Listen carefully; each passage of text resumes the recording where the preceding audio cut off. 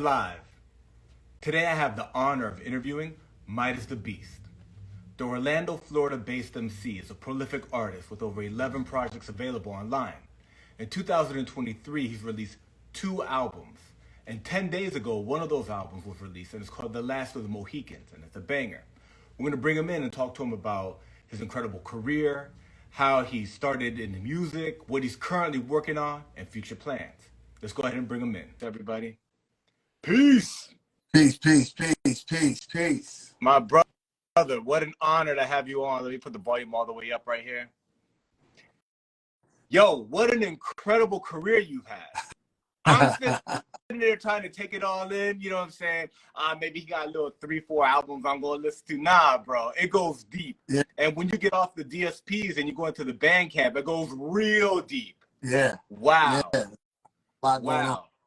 You've had an amazing 2023, 2 projects, big projects, full-length, completely conceptual albums that you've released. You've been putting in that work. You just released one of them, The Last of the Mohicans. Talk to us about that. Yeah, The Last of the Mohicans really came from two kind of ideas that I had at the same time. One was, in the last 10 years, I really haven't done projects that have features. Or different production, right? So like in the last 10 years, every project that I've put out has been with just one producer, one, and myself, and then no features. Right. And that's kind of how I've been running. And it had been a while since I did that. And I messed with a lot of guys, you know what I'm saying? Yeah. So let me do another project where I can get some of my guys on and, reach out to a couple different producers and kind of curate it myself instead of just doing the one producer thing and curating it that way. So that was kind of the main idea. And then the title, the whole like theme of The Last of the Mohicans, that just really came from the energy of being like, yo, man, like, I don't know, man. I feel like the last of, part of a last of a dying breed of like, yeah, these who rapped and, came from rapping outside. Like I was rhyming in ciphers. I was battling. I was, beatboxing on lunch tables. Yeah. Skipping school to go battle. Like I came from that, doing early showcases and shows and all these things. And it's like, I feel like a lot of the guys that's coming out and doing music nowadays, they lack what I call rap experience. That's good. And there's a lot of missing rap experience that before I even put out projects, I showed up with. You know what I'm saying? Yeah. Before I got in the studio, I did all that. You know what I'm saying? And it's that, and to me, you can hear that rap experience in the music. Yeah. So that's the thought process behind The Last of the Mohicans came from. Yeah, you definitely can hear it because your flow is so complicated. You know what I'm saying? You're not like rhyme, word, rhyme, word, rhyme. It's like layers and layers. You're playing all over the beats on everything you do, but you can't get to that level unless you did all the basics already. Basics is out of the way. Yeah. Did all that was the thing, bro. Like, I'm from Orlando, and we had a lot of transplants from New York. That's kind of what Florida, right? Yeah, that so New York Florida connection's always been strong. It's a thing, right? So like there was a lot of us in the same age bracket in the early 2000s that was like, our parents came from up north somewhere, and we had like quote unquote up north sensibilities. Yeah. And we was battling, and we was trying to outshine each other, and we really didn't like each other. Like it was like, if I see niggas outside, I'm gonna punch them in the head. Like, yeah. I'm from where we used to fight over rap. Right. You know what I'm saying? It was real. That's where that energy comes from. Yeah.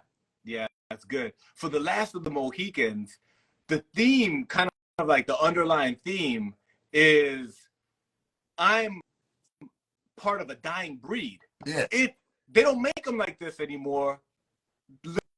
Listen to the album. Facts. Yeah. And the thing is, like, I was talking to my man Supastition, who's on the album. Man. Yeah. Me and one of the things that me and Super always talk about is like there's a secret society of like super MCs. Yeah. You know, and like all the dudes that's in the secret society, like they don't have to have met or nothing, but they all know who the other ones are. Right. Like yo, Super, you ever heard of Pop Pop? And he's like, yeah, I know exactly who that is, because it's like we all know who the guys are that get real crazy with their pen. Yeah. And that's, to me, that's the last of the Mohicans. Oh, that's dope. That's really good, man. Yeah, like to that point, to you know, to kind of piggy off of what you're saying, what people who are really into the culture can hear somebody, whether they don't, it doesn't matter how many plays they have, how famous they are, you can hear the difference in skill level. You're like, that, who's that guy? It's real. Yo, yeah. The point that you brought up, I'm gonna tell you how real that point is, right? People can say they like my music, they can say they don't like my music. People can say they like me, they can say they don't like me. I've heard all the things. I grew up in Florida. Right. That's not the music I do is not even the dominant music that's in the city, right? What they won't tell me is that I'm whack. Right. Because I'm definitely not that. You know what I'm saying? Exactly like, right. From any walk of society, in any circumstance, in any room, if I could walk into a punk rock concert, kick a verse, they're like, yo, that kid's ridiculous. Yeah. I walk into a country hall, they're like, yo, that kid's crazy with it. You know what I'm saying? And walk to a Dirty South room, and they're like, yo, what? He can spit. Yo, he spits. And that's what it's about to me. Yeah. That within your craft, you're a master of the craft. Maybe you don't do this or that, but you do this, and you do it very well. Facts. That's dope, man. Now, you know, you were talking about how on this album, there's a lot of, you know, you've been in the game for a minute, so you know a lot of producers, a lot of MCs, but on many of your other projects, to include the one you released earlier this year, you've worked with one producer and kind of unpacked it, and it's cool, right? When you do albums like that, they have a feel. But on this one, you look for like beats that stood out to you and kind of put together songs and put together a conceptual album that way. Talk to us creatively about the difference in the feel of the albums and what that was like for you. Yeah, so like Devil's Playground, right? So I started working on the difference really is I started working on Devil's Playground, I'd say a year or so before putting it out. Got it. I started working on Mohicans like a month or two before putting it out. Yeah, because it's like you pick a joint, you fall in love with that beat, you write a joint. And to be real, like I don't have to run it by nobody. Yeah. You know what I'm saying? Like, when me and Deli Digger working on an album, like we're collaborating. Yo, what you think about this? Yo, what you think about this? Like, yo, I could use this. Yeah, I don't really like that. Like we're going back and forth. A lot of the time it takes to finish one of those albums is just the back and forth of agreeing on do. Right. When I'm doing the Mohicans, that's just me. I just gotta agree with myself. And I'm actually like I'm a confident musician. Yeah. Right. Like what I mean by that is I'm not a big second guesser when I create. I make it, I like it, or I don't like it that much. Yeah. And I'm already 85% to where I need to be. You know what I'm saying? So picking the joints is more just being like, I really like this one out. But when you're doing the one producer thing, there's a lot more conversation and that nature. So that's really the big difference between. It's more of a collaboration. Yeah, for sure. Yeah. That's dope, man. And then, you know, we're segueing now from Last of the Mohicans to Devil's Playground, right? Since we're already talking about it. Yeah. What a special album that is. You know what I'm saying? You talked about how, you know, you collaborated with Deli Digger on that joint. And tell us about, you know, that album, the idea behind it. I thought that the intro is beautiful, the outro is beautiful, right? The real jazzy vibe too, and a lot of production's complex on that. Yeah. Talk to us about the whole concept, the name of it, you know, what the feeling of that album is. Well, Deli Digger is special. I'm gonna start off by saying that's my spirit animal producer. That's why me and him got so much work, and we got much more work on the way, me and Deli Digger. But the reason why I say Deli is special is because, well, first of all, he's just special. But secondly, he's my spirit animal because, like, if you look back at my catalog, like, I got a couple projects in my catalog called Loops. I did Loops 1 and Loops 2. Loops 2, and, yeah. Yeah, Loops 2 is something that I completely produce myself, right? And I get asked all the time, like, the only reason I ever did Loops is because there's a certain energy, vibe, and sound that I wanted to do that I couldn't find anybody to give me from a producer standpoint. So I just did it myself. But I'm not a producer. So, like, I did it as rudimentary as I could do. I think I captured the flavor, but all my ideas couldn't be placed in. I'm Deli, you know, Deli is his music sensibilities and mine are in the same, we think about it the same way. We feel it the same way. So he would take a sample and do the same thing that I would have done with it myself, but do the producer thing to it that I couldn't do. Yeah. Those levels of musicianship that they have, right? It's not just like a drum loop that you throw on top of the loop. It's what makes a producer a producer. Yeah, and like I would do those things if I knew how to do them because I hear them, right? So like that's kind of where we connected. Was like, yo, you hear that? And oh, that's crazy. So you know, with Devil's Playground, the idea was, you know, me and Deli's last full-length album was called Where the Sidewalk Ends. Yeah. And we just wanted to do a different sound than Where the Sidewalk Ends. I wanted it to be, you know, there's a song at the end of Where the Sidewalk Ends called Midnight Society. Yeah. And I was like, yeah. Like, and that was one of the last songs that we did for that album. So when we started working on Devil's Playground, I was like, yo, I want the whole album to sound like Midnight Society. Like, I want every song to sound like Midnight Society. Yeah. And, you know, like, our big thing that we've been talking about lately is just pick a song and do, like, 10 songs that's in that same, you know what I'm saying? And just beat you over the head. And the idea that, you know, like, think about Mobb Deep, right? I'm like, Hell on Earth is one sound for 15. You know what I'm saying? And it's like, I know when I put on Hell on Earth, I'm about to go into this. It's a move. This out of like this whole energy, like for 45 minutes. Yeah. And that's kind of where it was like, I want to go back to giving you one feeling for 45 minutes. Bro. Yeah. Like if you, I don't, you know, and Sidewalk kind of felt to me a little bit like a smorgasbord. Yeah. You know what I'm saying? And I was like, I don't want to do smorgasbords. I want to do like one vibe. Yeah. You know what I'm saying? Just die in that one vibe for 45 minutes.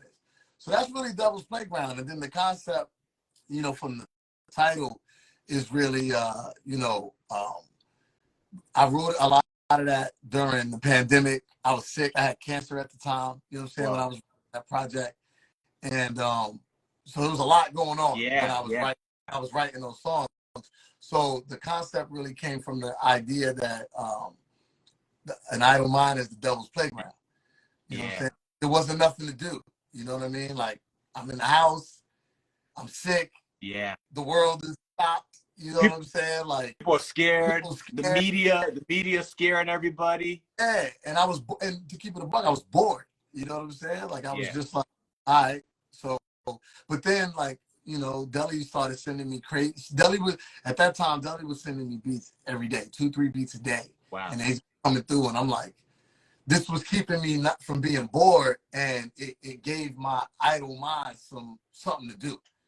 You know what I'm saying? And that was where it came from, is the, you know, really just breaking down the concept of the idle mind as the devil's playground.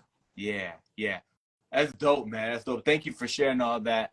I'm glad that you're better with everything that was happening with you at that time with cancer, right? How did that experience of the pandemic and your own struggle, you know, your own health struggle, work its way into the lyrics of the album?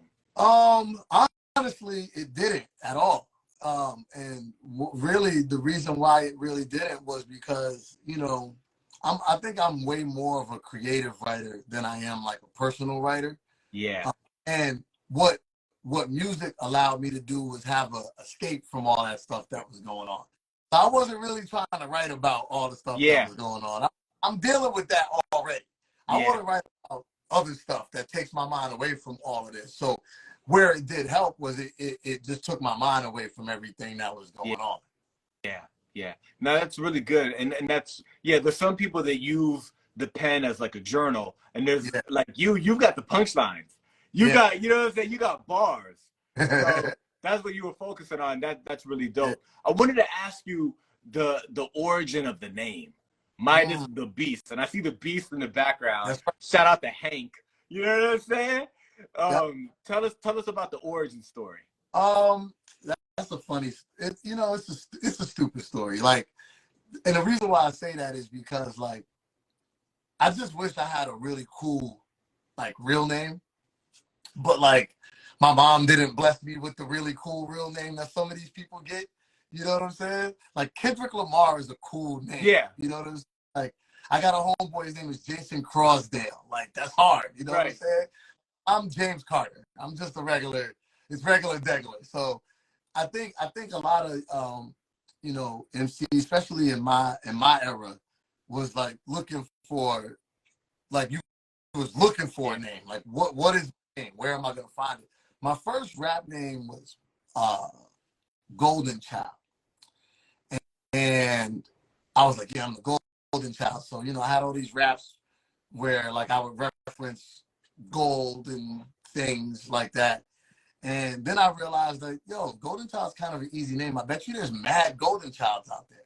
Like, I'm assuming, you know what I'm saying? I don't know. Right. Then I was like, Nas kind of calls himself Golden Child sometimes. And, like, I'm sure there's other Golden Childs, right? This was I was like, I ain't switch it up. But I'm like, but then all my raps got gold in them. Got so it. What else could I be that's gold? You know what I'm saying? And I was like, I could be King MidaZ. I bet. So I'm gonna be King MidaZ. So then I was MidaZ. And that's what I went with for a while. I was just MidaZ for a while. That's why, like, if you look on the DSPs and things, if you go way, way back, a lot of that stuff just says MidaZ.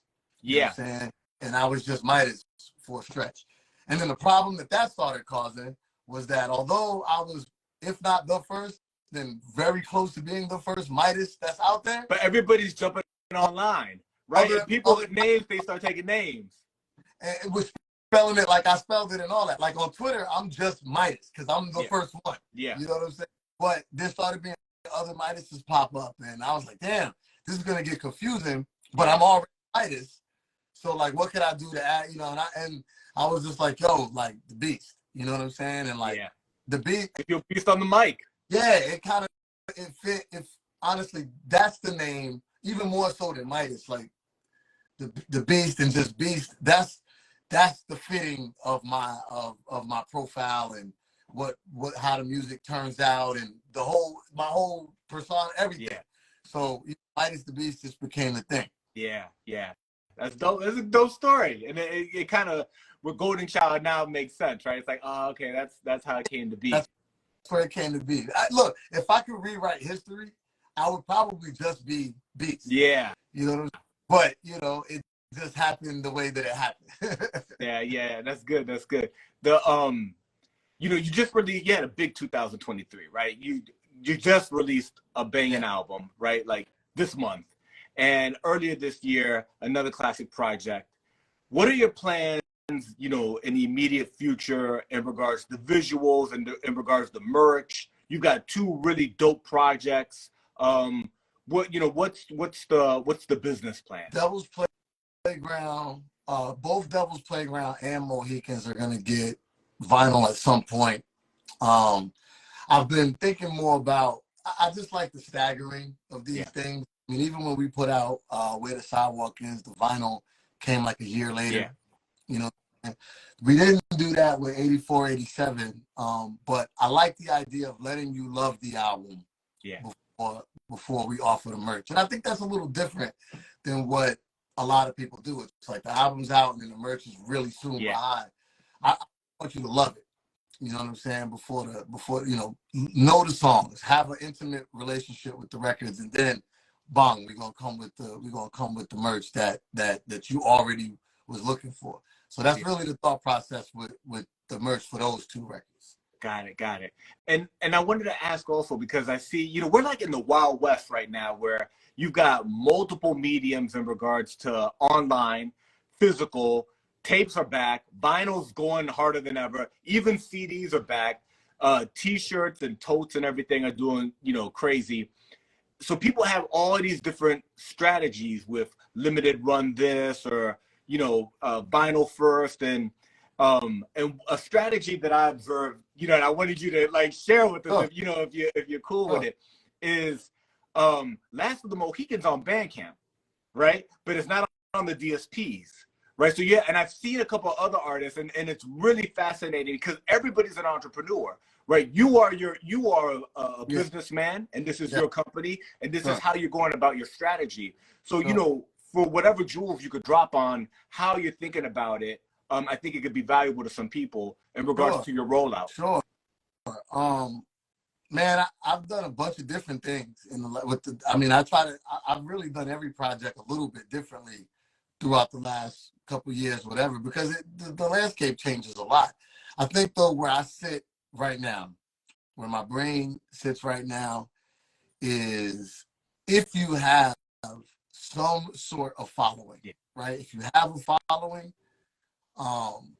and see, I'm gonna explain a little bit differently, actually. So I'm a prolific writer. I'm a prolific recorder. I have a lot of music to release, right?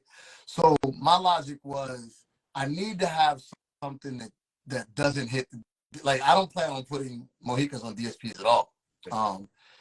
And I need something that you need to come to me to get, you know?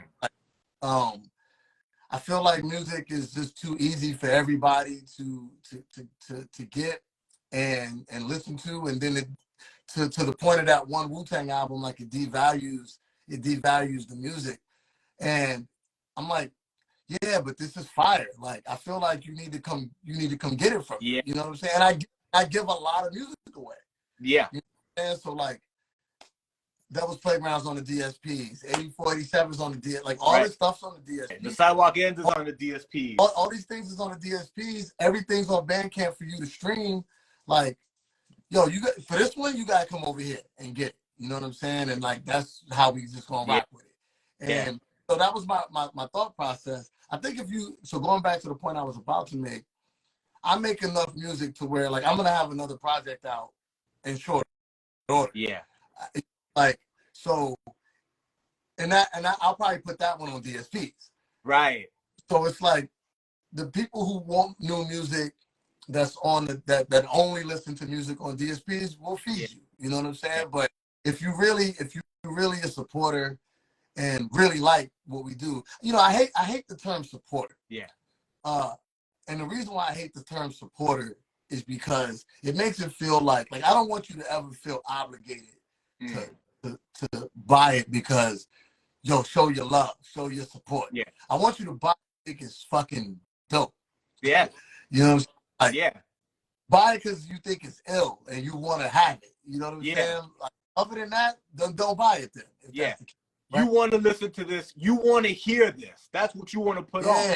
Out of everything that's out there right now, this is what you're choosing. Yeah, and the things that you want, you buy them. You know what I'm saying? Like when I want a shirt, I buy it. You know what I mean? I'm not, well, I just gotta support Jerry Lorenzo because I gotta support him. Like I don't have to support him. You know what I'm saying?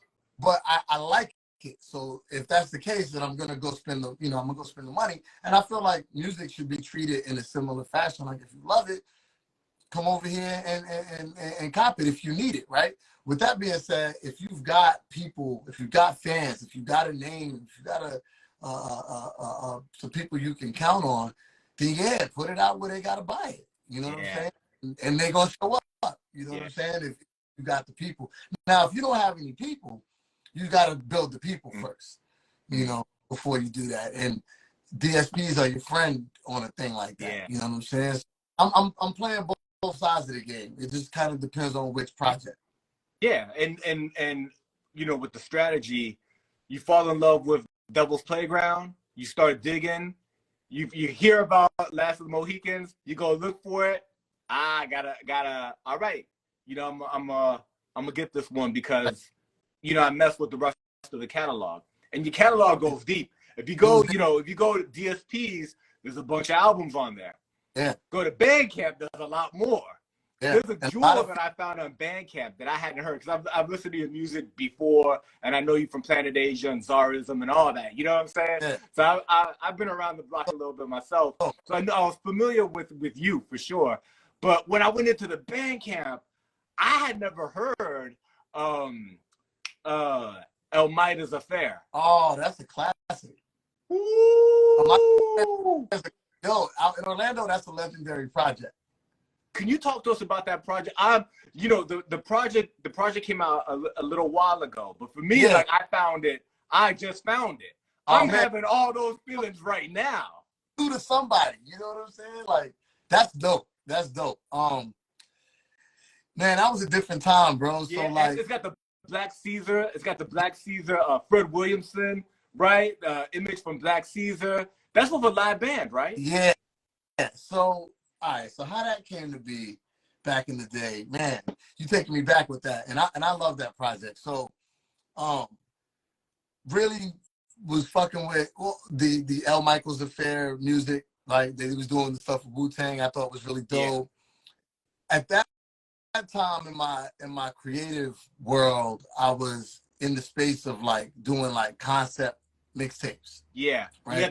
The joint with Pete Rock, the joint The Mugs. Yeah. So like, I've never done no real music with Pete Rock or Muggs, right? Right. But I always tell people, like, Muggs put out the first Muggs collaborative album was the Jizza record, and then it's me. Yeah. Yeah. And then if you look, like, he's done like 50,000 collaborative albums since then. Right.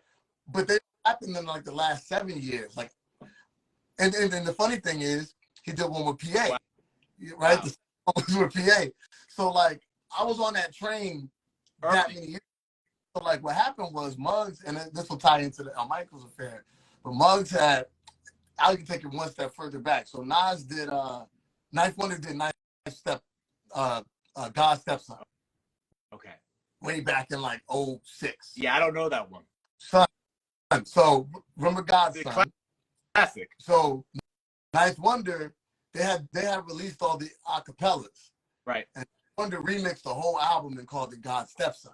That was like a thing that was running on the internet at the time. It was like a underground thing. And God's Stepson was way better than God's Son.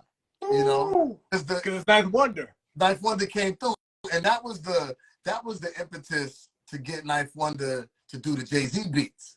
Gotcha. Like, they had heard the God's Stepson stuff, right? Gotcha. So anyway, I thought the concept of remixing a whole album was just ill. I was like, damn, that's an ill idea. And I was like, yeah, I wish I could do that from like a rap perspective, not from the producer perspective. Right. And voila, Grandmasters comes out, and then he drops the instrumentals. And I'm like, hold on, like, this is ill. And it just kind of hit at a time when my homeboy and producer at the time, I Make Mad Beats, had just moved away. Right. And we wasn't really working on no music. Like, I'm like, all right, what I'm gonna do next? I got these instrumentals sitting here. So I remixed the whole album. And I did it in a weekend, right? Wow. Whole Grandmasters, I did that in a weekend with my man. So then, after doing Grandmasters, and that Grandmasters project is really the thing that got my name starting to run around and things like that. Was that I was like, all right, so what's next?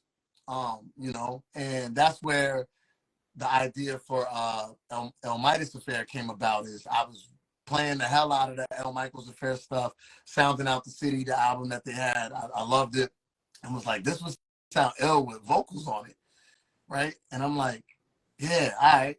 So I just started writing to it, and was like, just switch the name up, L. MidaZ Affair. You know what I'm saying? And that's how that came to be. Wow. And that's another one where it's like a project that you were early.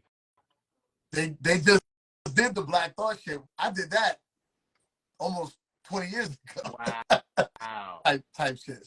So like 15 years ago type shit. So that's it's just how it goes. But yeah, that's how that L. MidaZ Affair came to be, man. And I love that project. It's one of my favorites. Yeah, no, super dope. It's super dope. The other thing I wanted to ask you about was you've got the 2 new albums out. 2023 has been an amazing year for you. Yeah. Are you thinking about any visuals for, you know, specific tracks? You had the Sizzler, right? You had the announcement of The Last of the Mohicans, which is really dope. But are there any other visuals that you're thinking about releasing for either of those albums? Because they're brand new. Yeah, well, there's a bunch of visuals for Devil's Playground. So Devil's Playground's got like 4 or 5 videos. We didn't do any for Mohicans because it came up so quick. You know, like we were working on Playground for such a long time. Like we were working on the videos concurrently. Yeah. You know, my video guy, my main video guy, shout out my man Yo-Yo who did the Sizzler too. Yo-Yo's in Miami. So like it'd be like, you know, it's schedules and like when we could get together and like da da da da. So we were able to bang out, you know, a bunch of videos for Devil's Playground, and then for Mohicans it kind of ran. The ball was running quick. Yeah. So I'm not sure if we're gonna do visuals or not for any of the joints. I know a lot of people keep asking me to do something for Lemonade, so you know that Lemonade might get a visual down the line. But you know what, man, these albums don't die. So, yeah. You can put out a visual whenever. Yeah. You know, for the record. So you know we probably do good for it. That's a good perspective too, because the albums never die. And the internet's always open. Yeah, it's always open for business. We can always come through and drop the visual for it, and you know it's not gonna be no worse for the wear. So that's probably something that we're gonna do. That's dope, man. Now you hinted at you got some in the chamber, right? Oh, yeah. So you're already kind of thinking about, you know, you kind of know. What can you share with us about what 2024 is gonna look like? What fourth quarter is gonna look like? You know, you can sprinkle some singles, right? What conceptual things you got going on, whatever you can share. Yeah. Look, right when I was getting ready to jump into your live, Planet Asia called me right as I was getting ready to jump in. And I'm like, yo, I got to hit you right back about to jump in this interview. And that's important because the next project is me and Planet Asia album, which is called And One Rap Shit. And, you know, we dropped a little teaser for that a little bit ago, but it's getting ready to run. So I'm not sure if it's gonna drop before year is out. It might, honestly. Or it's gonna drop like January, like right when we come out the gate. So I'm not real sure which of those things. That might have been what that phone call was about right there. I don't know. But that album with Planet Asia, and that album's crazy. It's got some dope features on it, and that's just me and Big Bro trying to out-rap each other for 15 songs. No, I think it's 12 songs. I'm trying to rap him in a hole. He trying to rap me in a hole, and that's what we do. You know what I mean? That's how the chain get down, and that's what makes us, you know, really, I think, cool as a collective that we are. But yeah, so me and Planet Asia album is really the one that's up next. I got my brother Sharp. Me and Sharp got an album that's in the tuck that's getting ready to run. That one's called the DuPont Registry, and it's done. What's the meaning of Sharp's a producer, right? Yeah. Yeah. What's the meaning of the DuPont Registry? Yo, so the title for that came from the title for that came from me and Sharp was in the car with my man Rec Low, and one of the songs on the album is called Rec Low. It's named after Rec Low. Right. And we just it's his joint. That's the homie. He's just, you know what I mean? He's cool as fuck. Right. That's that guy.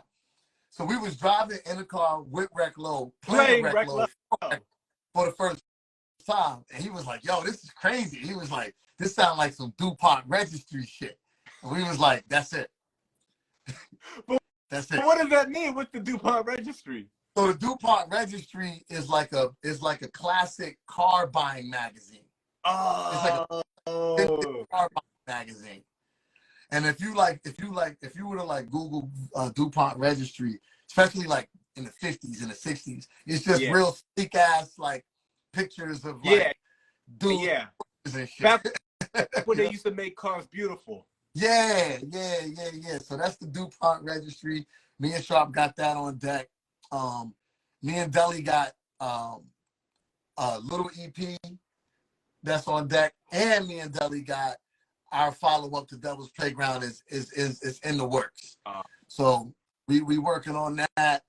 I got an album with Sadu Gold that's done, that's waiting for plans to be put together. I got an album with Michelangelo that's done, that's waiting for plans to get put together. I'm working on stuff with Fourth Disciple. Me and Fourth Disciple getting real busy, cleaning things up. So there's a lot of things in the top. Dude, it sounds like you have an amazing 2024 and rest of 2023. Yeah. You know, you're so prolific with your pen and so dope with it. Talk to us about that process for you, right? Like, what's your creative process like? Do you just play the beat, loop it? Do you smoke? Do you drink? Do you freestyle in your mind? Do you know, what are your takes like when you go in? Are you like, you know, one take, you know, really fast, or do you punch in? Like, talk to us about the creative process of a prolific MC like you. So I generally don't create unless I'm in here. Like, I create in the same chair right here, right? Like, I'm not really, you know, contrary to what people might think by listening to some of my music, like, I only think about raps when I'm sitting in here. Yeah. It's like, it's almost like I come in here and it's like, all right, let's go. You know what I'm saying? When I walk out the room, I'm James. I'm doing James things. You know, whatever. And I don't really freestyle like that. You know what I'm saying? Like I used to when I was a kid, but I'm not, you know, I'm not freestyling. I'm not really thinking of lines and bars and none of that stuff. Like I'm just kind of, you know, living my regular life. And then I come in here and then, you know, I see the beast and I'm just like, all right, it's time to go. And so I'll pretty much sit in here and pull up the instrumental and really just start writing to it. I record sitting down right here. Yeah. Mike will be, you know what I mean? Like I'll record down. I got, as you can see, I got it all right here, my little chaotica. Yeah. And I just get cracking, just kind of sitting right here. As far as, and I'm a pretty quick writer, so like I generally, like it's a stream of consciousness for me. So like I'll sit down and once I get the beginning, I'm off to the races, and I typically will finish a joint in, you know, 30 minutes or 45 minutes, something like that. The song is written and ready to, you know, I feel good about it, and then I'll open up Pro Tools and get the cracking. And generally, like, you know what's interesting, being that I record myself primarily, that's opened up probably some good habits and some bad habits when it comes to recording. Right. But, like, you know, like my man Sean Dammit, who does the podcast with me, the Make Addict podcast with me, from the questions, Sean was like, yo, he heard Lemonade and he's like, yo, you rapped all of that without taking like breaths? Like, where do you punch? Like, how, I don't even hear any punching. Like, what do you do? And I'm like, yeah, well, I'm not on a shot clock. You know what I'm saying? Right. Like I'm recording myself. Like I can get it exactly where I need it to get without all the headache and things and feeling rushed and all of that.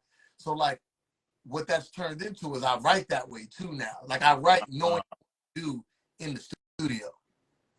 You know what I'm saying? So like I'll write and be like, it'll be a line that maybe somebody wouldn't say because they wouldn't have the breath control to say it. Right. Or it's like by diaphragm, it's impossible to say it. Right. But I know that I can punch, you know what I'm saying, and make it work. Right. And then I learn it that way so that I can do it live and stuff like that. So that's really interesting. Yeah, that's super interesting because one, you know, studio costs money, right? So if you're like standing there and there's other people there, you're not trying to do it, you know, 10 times. You're not trying to pay for it. You're not trying to pay to do it 10 times. Plus, if you got other people that's rapping, like if they're like I was at Dirty Dig spot in LA. If me and Planet Asia and Montage and everybody's like you're not trying to sit down while somebody's doing 13 takes. Nah. And like you ready to go. You know what I'm saying?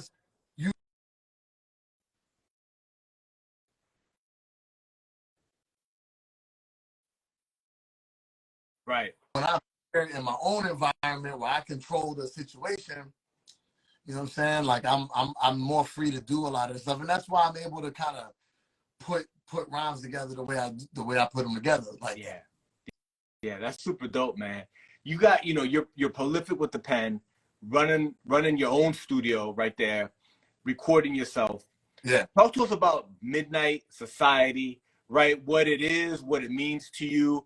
Are you thinking about doing stuff with other people, bringing other people in, taking your knowledge of, you know, how to release music and helping other people with that? I mean, that's really the idea behind Midnight Society. Just really came from, you know, I run with a lot of guys. That's my guys. Yeah. You know what I'm saying? And we're not just, you know, we friends. Like these are my guys. Like these are my brothers. Like Zar is my brother. Like Zar is as close to ZariZM is as close to a blood brother as you could be without blood. You know what I'm saying? Yeah. My man Sharp, me and Deli. You know what I'm saying? Like my man, my good fellow.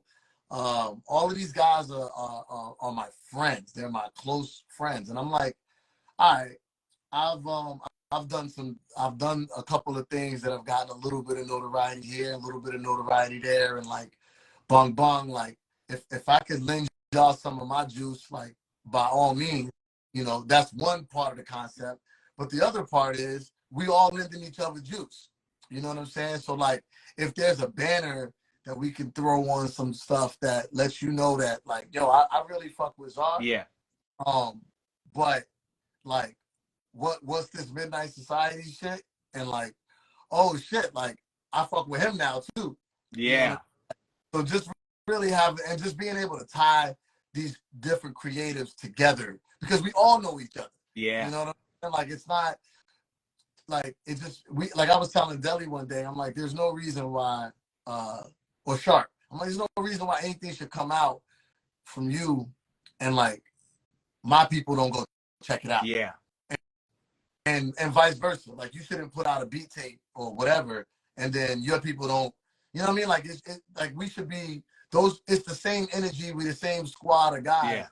All people should be checking all of us out, and that doesn't always happen in that way. That's where Midnight Society really, the idea for it started to come to be. So there's big ideas and big plans to how we're gonna do Midnight Society. It's very much in its infancy right now. But that's really the idea behind Midnight Society. It's a dope idea.